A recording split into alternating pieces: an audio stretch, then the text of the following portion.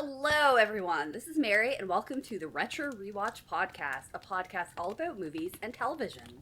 Before we get into it, for the last episode, I was a little bit confused about the original air dates that were in Canada, because that's where the show originally aired, because it is a Canadian show.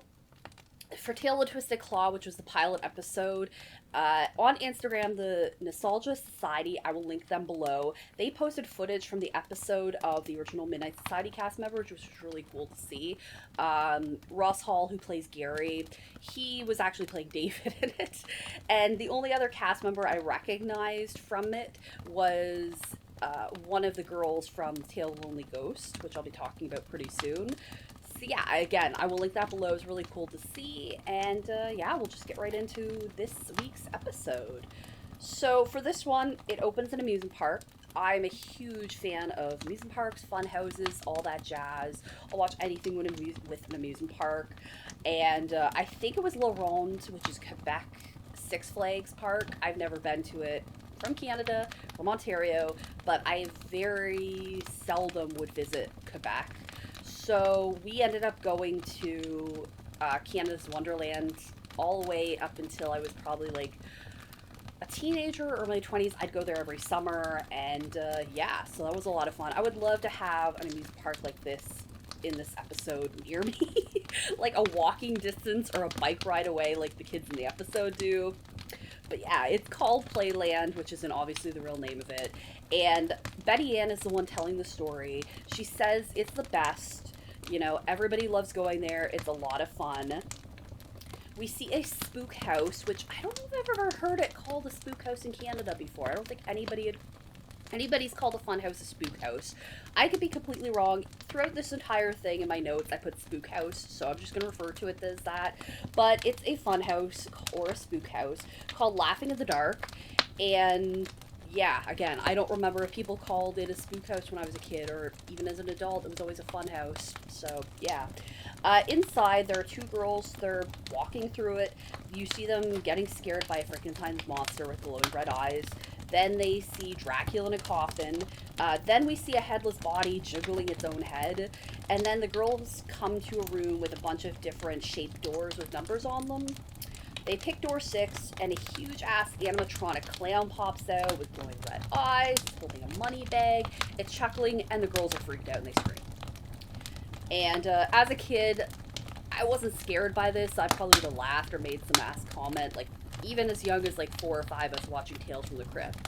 So, movies and TV and stuff don't really scare me, so yeah. But we cut back to the Midnight Society, and Kristen is freaking out because she hates clowns, and they give her nightmares. Eric jokes that she has bozophobia, which was actually kind of funny. They're creepy. They give me nightmares. Where's my thermos?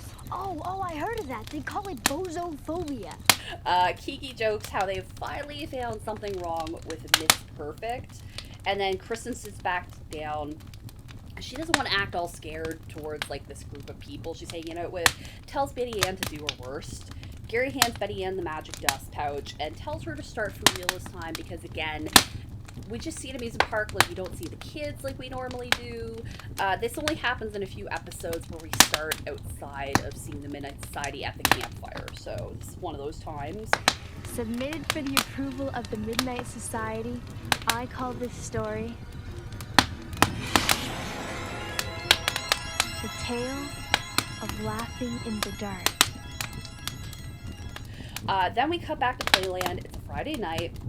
The story focuses on 3 kids. Ouija, which I've never heard of. This show comes up with the weirdest names for some of these kids. Seriously, Ouija. I've never heard that name before. It could be Luigi, but they never call him that. And on IMDb, it calls him Ouija. So it's a weird name, not gonna lie. Josh and Kathy, like Kathy and Josh. Kathy and Ouija are siblings. Kathy's younger than Ouija, but yeah, you have Ouija and then you have Kathy. So it's kind of a weird thing. But we hear a clown laugh, and the kids are looking at the spook house. Ouija asks Josh if he's ever been inside, and Josh tells him no, and it's like, hey, let's go on in, come on. You see a huge cutout of the clown on the outside of the ride. There's like Frankenstein, there's a dragon, there's a bunch of stuff on the outside of the ride. he has a cigar and is smoking a cigar. Ouija and Kathy don't really want to deal with this ride. They don't want to deal with it. They don't want to go in. They're like, nah, we're not into it. According to Kathy, it's haunted. Ouija says he's heard the same thing and how weird things happen, and it's because of this clown. And Josh is like, yeah, okay, whatever. You guys are dweebs. You guys are chicken. He gives him shit. And how he can understand Kathy being a twerpy chicken because it's a kiddie ride. All of a sudden, the Carnival Carney, who is played by Aaron Tager, who is Dr. Vink in a number of episodes, he shows up. This is the only time he doesn't play Dr. Vink in any episodes. He tells them how old Zeebo is in the spook house, he's just waiting, and he says his catchphrase, pick the right door and you go free. Pick the wrong door and there he'll be. Josh looks at the Zeebo cutout and contemplates if he's gonna go in. The Carney asks him if he's gonna give it a go. Meanwhile, Kathy and Josh have, like, run away. Or, this is Kathy and Josh. Kathy and, I don't know why I put Josh in my things, but Kathy and Ouija have, like, disappeared at this point. It's just Josh there. He doesn't know that they've gone. And Josh says, you know, maybe I'll go in another time.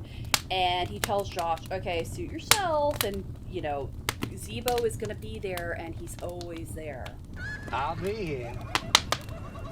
I'm always here. And, you know, at this point, the Carney is standing right underneath, like, perfectly aligned with Zeebo. Just, you know, Zeebo's laughing in the background. And then Josh turns back around because he's facing away from the Carney at this time, and the Carney's gone. We cut back to the Midnight Society, and Kiki is giving shit to Kristen because she's scared. She's clearly scared. She hates ghost stories about clowns. Then we cut back to the Midnight Society, or cut back to the story of the kids, and they're hanging out in one of the bedrooms. I'm guessing it's Kathy or Ouija's because it's their house. Could be Kathy. She could be really into hockey, but it's completely hockey themed. It's got a goalie post. It has a floor that looks like ice. It's got little, like, people on the wall, and it's really cool. I mean, it's Canada, so I'm not really surprised, to be honest. I think a friend of mine might have had a room similar to this. I can't remember. But anyway, Ouija found an article about the original Laughing in the Dark from the 1920s. Apparently in 1924, Zeebo, who was a real foul ball, according to the article, stole the entire circus payroll of $4,000, which I converted it, and it's about $84,691 in 2022. So, you know, not a small amount of money. It's pretty substantial. He got caught. People chased him into the spook house, and then he would have gotten away with it, but the spook house caught on fire, probably from, like, one of his cigars, and he died in the inferno. So he died from the smoke and the fire. What a shitty way to die. But he wasn't exactly a stand-up dude if he stole this, like, $84,000 plus from the circus. A couple years later, they made a new Laughing in the Dark with a dummy of Zeebo. Alright, so then Josh basically says how Zeebo's ghost haunts the place for all eternity. He's kind of making a joke about it, and how he likes to trap kids inside and tickle them. He then proceeds to chase after Kathy and, like, try to tickle her and say, tickle, tickle, tickle.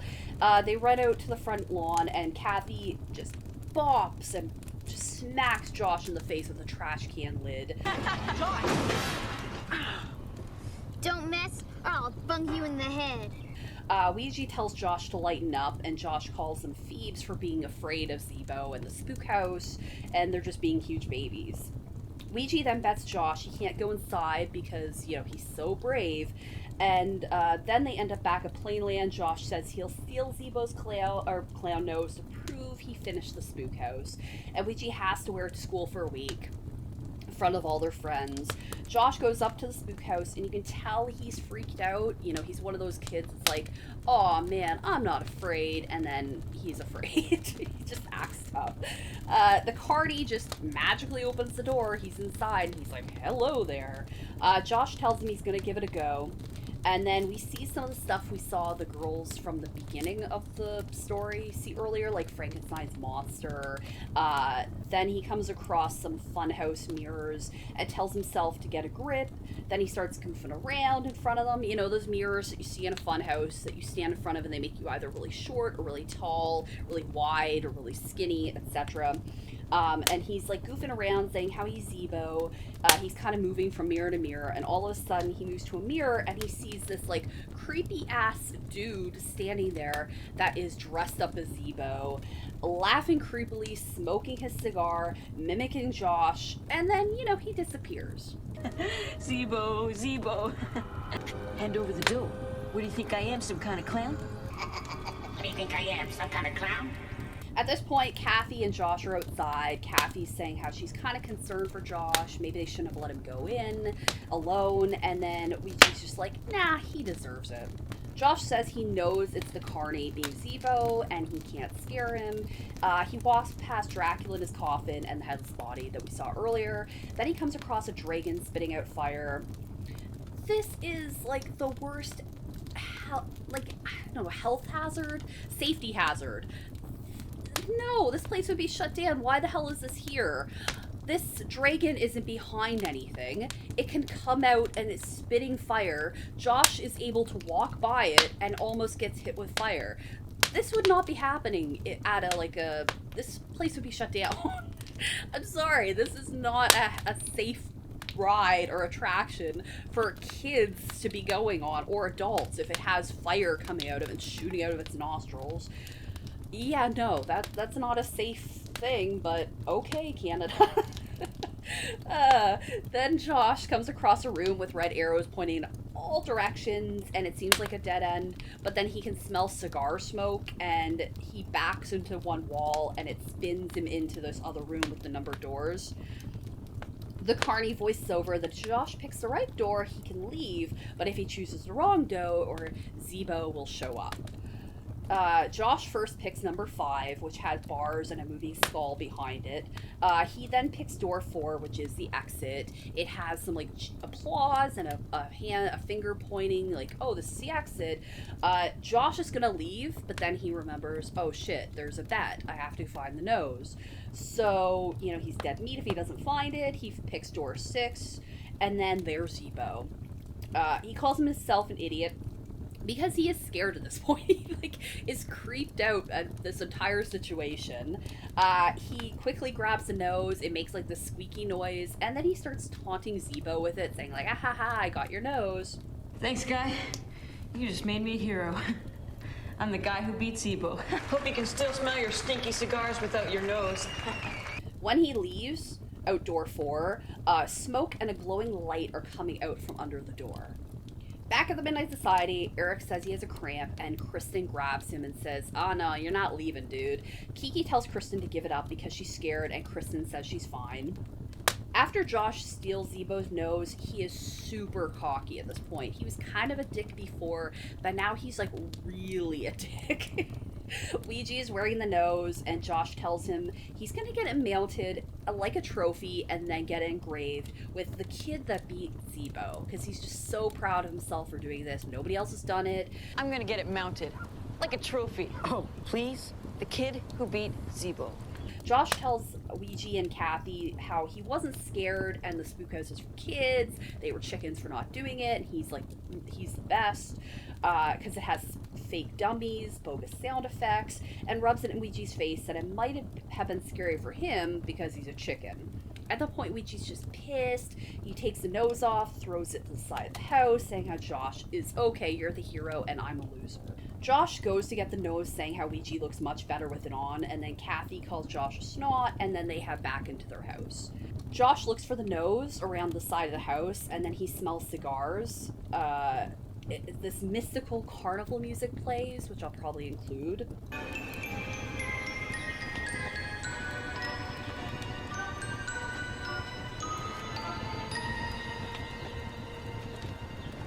Josh looks around the side of the house, he finds the nose, and then when he leaves, a bunch of smoke is coming from behind the house, and you can hear evil laughter. So this is insinuating that Zeebo is real, and he's coming after Josh for stealing his nose. Josh is back at his house. He finds a note from his parents that they have theater tickets. There's a plate of spaghetti in the freezer and chocolate pudding in the fridge from his mom. He puts the spaghetti in the microwave. It's not a plate of spaghetti. It's like one of those ceramic dishes. And it's a lot of it with like a glass lid and everything. And he doesn't put it in the microwave very long. I think it's like probably 3 minutes or something. It says it's in the freezer, but I think Josh gets it from the fridge, unless it's one of those split fridges at the time that has one side is a freezer and the other side is a fridge. But I don't know. They don't really address that too much. He grabs pudding from the fridge, and he just is like, oh, pudding, and he sticks his fingers into it. You know, which is kind of gross. I guess it's for him, but it's a whole shit ton of pudding. It's not like a little tiny one serving. It's for multiple people. And then he hears a creak and he drops a pudding on the floor, making a huge ass mess. He doesn't even care about that. He goes to investigate. He thinks it's his parents. He grabs a baseball bat from, I guess, the kitchen closet, which is kind of a weird place for it to be. You think it'd be in the foyer or something. And a bunch of, like, brooms and stuff fall from another closet in the entryway because he's freaked out. He's, like, hearing something. He goes to check it out. And, yeah, it's a bunch of shit in the closet that falls. The phone rings. Josh is freaking out at this point. It's Ouija who's saying he's a baby and Josh won the bet fair and square. And, you know, Josh says Ouija only has to wear the nose for a day. And Ouija's like, well, actually, I was hoping you wouldn't make me wear it at all, even though Josh won the bet. I gotta have to be on Josh's side here a little bit. Josh did win the bet fair and square. Technically, he did go in and get the clown nose. And now Ouija's like, oh man, I was hoping you wouldn't make me wear it at all. Josh is like, nah, sorry, we're not doing that. It's clown day for you tomorrow. The phone rings again. Josh figures it's Ouija, but it's his creepy voice on the phone, presumably Zeebo, telling Josh to give his nose back. Josh thinks it's Ouija trying to scare him. Give it back. No way, Ouija. You're not scaring me. He goes to the kitchen. He starts pulling out a ton of forks and knives and stuff, like a bunch of cutlery, saying how there's no such thing as Zeebo and he can't be scared, but obviously he's scared. Most people aren't gonna go to the kitchen, grab a bunch of cutlery. At first you're like, oh, okay, he's just getting his utensils for dinner. No, he starts just grabbing all the ones from the drawer and just putting them on the table. At this point, he opens up the microwave, and it's filled with this purplish black smoke, and inside the ceramic dish are cigars. Josh is like, oh man, it couldn't have cooked this fast. How was it burned? I don't know if Josh just isn't aware of things, but how wouldn't he smell the cigar smoke or anything burning? I mean, most people would tell. I know it's part of the storyline, but yeah, cigar smoke is pretty noticeable. He freaks out, he runs upstairs. You can see the pudding on the floor has a giant footprint with a Z in it, or a Z, whichever way you say it. Not sure how this showed up, since Josh was basically in the kitchen and in, like, the living room entryway the whole time, so I don't know how this showed up, and the cigars are magically in this plate, or in this ceramic dish, somehow without Josh seeing any of this happening. You know, he's up in his room. He calls Ouija and asks if he pretended to be Zeebo before and call his house. He then admits he was scared during the spook house, and he's scared now. He doesn't know what the hell's going on. There's a click on the phone. Josh thinks it's Kathy, but Ouija's like, no, man, we only have one telephone line at our house. It must be yours. A scratchy voice tells Josh that if he doesn't give back the nose, he will come up and get it. Ouija's super confused. He's like, oh man, what the hell? Like, what is going on? If you don't give it back, I'll come up and get it. Josh hurries. He runs to lock his bedroom door, and somebody is like trying to get inside, pounding on the door, trying to open the lock, just trying to burst in. A balloon inflates under the door, and it says, give it back, and then it pops. Josh is super freaked out at this point. He escapes out his bedroom window, which is on the second floor, jumps onto a pool inflatable. And then, you know, he heads back to the spook house, and somehow, he gets in somehow after hours, Not sure how, if this is a huge ass, like, a theme park or amusement park. They'd have security. Who knows how the hell he got in, but whatever. He has a paper bag, not sure where he got that from either. He passes by all the stuff inside the spook house. None of it's working because the ride is down and not functional. The Dragon is the only thing that technically is working, and you see smoke coming out of his nostrils as Josh passes it. At least it's not the smoke, I guess, that could have, you know, inflamed somebody. He gets to Zeebo's room. I'm just calling it Zeebo's room. It's the room with the numbers. And the door closing behind him. He freaks out. He tries opening door 4 to escape, but door 6 opens up, and this pulsating strobe light happens. Nowadays, there would be an epileptic warning on an episode if this was happening, because I've seen episodes say that. There should be a warning here. The light happens pretty fast and quickly. Josh is freaking out. You know, he apologizes for stealing Zeebo's nose, puts it on the ground, and pulls out this huge box of cigars as a peace offering. Where did Josh get these cigars from? He didn't have them when he left the house. He could have ran back, I guess, and got them from his dad, but why would he go back there when he thinks Zeebo's in the house? He can't afford a box of cigars. He's not old enough to buy these. Where did he get these from? It's the stuff you maybe don't think of as a kid, but it's like, where did he get these from? Yeah, it's just funny, because, like, what? He has a whole big-ass box of cigars for Zeebo as a peace offering. Door 6 closes and door 4 opens with the applause. Josh is able to leave. He's so happy. As soon as he leaves, door 6 opens and Zeebo is standing there with his nose back on. And then as Josh is leaving the park, the carny shows back up with his catchphrase and he's smoking a cigar.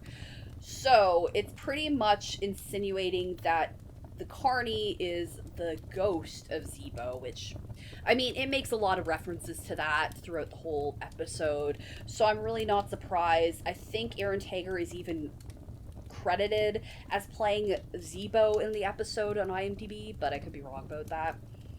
But yeah, you can think what you want. I'm gonna say he's the ghost of Zeebo. I mean, there's a whole bunch of things like him lining up underneath Zeebo that I mentioned earlier. The fact that he's smoking a cigar like Zeebo does, he's kind of creepy, what have you. It's the most fun in the park when you're laughing in the dark. The Midnight Society goes back and forth if the carny is Zeebo or it's his ghost. Kristen says she's okay, but she sat through the whole story. Then Eric, like a dick, because Eric's kind of the dicky one, he reminds me of Josh from the story. He somehow has this clown mask. He puts it on and freaks Kristen out. How did Eric know that he needed this mask? Where did he get this from? Does he just like carry this around with him? How? Maybe he asked Betty Ann what type of story she was going to tell, but then how did he know Kristen was scared of clowns? Because nobody seemed to know that. I'd say that's a good thing, because we wouldn't want you having nightmares. One way! So, I don't know. But that's the episode. I'm raking on it a little bit, but I actually do like this episode a lot. This is like one of my favorite episodes. In my mind, this is always episode 1. I don't know why. Maybe just because it opens a little bit differently. But yeah, this is one of my favorite episodes in my top list of favorite episodes. It's got amusement park, fun house, all that sort of stuff. I love it. So, as far as the cast members of the episode, you have Aaron Tager. We saw him in this episode, obviously, and then we saw him in Phantom Cab. He played Dr. Fink in that. He plays the carny / Zeebo in this. He's in a bunch of episodes. I think he's in like 6 episodes of the series as Dr. Fink, except for this episode. And then he's also in Goosebumps, Piano Lessons Can Be Murder. I forgot he was in that, but I definitely remember that episode. He's a piano teacher. Christian Tessier, who's Josh, he's in a bunch of stuff. I recognize him from a ton of different shows and movies and stuff. He's also in Tale the Curious Camera. He's a bully in that. Big shocker. He's also been in things like Supernatural. He's in Goosebumps. He was in one of my favorite shows, Psych, which was awesome. I don't remember. Maybe I do. I can't remember. And then he was more recently in Sweet Tooth on Netflix. I've watched that. I probably recognized him in that because he looks very, like, you can recognize him as an adult, but I don't remember him in it. And then Tamar Kozlov, who plays Kathy, is in Tale of Old Man Corcoran. She's also in Arthur, the TV show, as the voices of Prunella and Azalea. I've only seen a little bit of Arthur when I was a kid, maybe, so I don't know who these characters are. But that's what IMDb says. And then the actor who plays Ouija wasn't in any other episodes of the show, so...